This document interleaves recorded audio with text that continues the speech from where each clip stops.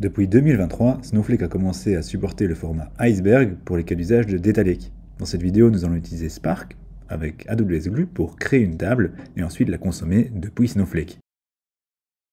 Avec AWS Glue, j'ai créé une table Iceberg Orders Table qui contient toutes les informations sur les commandes de mes clients. Cette table, elle est le résultat d'un job Visual ETL où je vais rechercher les données depuis S3, je change le schéma de la table et je l'écris sur S3 au travers du catalogue de Glue. Je peux très facilement intégrer ce catalogue qui est géré dans Glue avec une table Iceberg Snowflake managée de façon externe. Je crée un volume pour relier Snowflake à S3 et ensuite une catalog integration qui va lier Snowflake au catalogue Iceberg dans Glue. Avec ces deux objets, je peux créer une Iceberg Table qui va s'appeler Orders Iceberg sur Snowflake, qui va lire ma table Orders Table qui est managée dans Glue.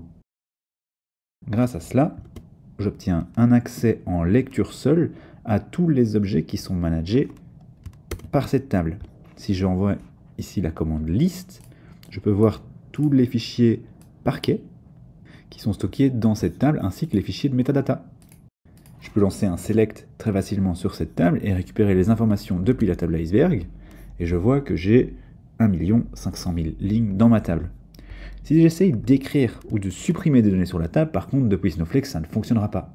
Glue est la référence. Glue peut écrire et supprimer des données, mais Snowflake ne peut pas le faire. Par contre, avec une seule commande alter table, je peux changer la référence et la convertir à une table managée dans Snowflake. Dans ce cas-ci, je peux facilement trunker de la table, ou bien rajouter des données, ou modifier des données. Et maintenant, si je fais un select, j'ai tout trunké, donc il n'y a plus rien dans cette table.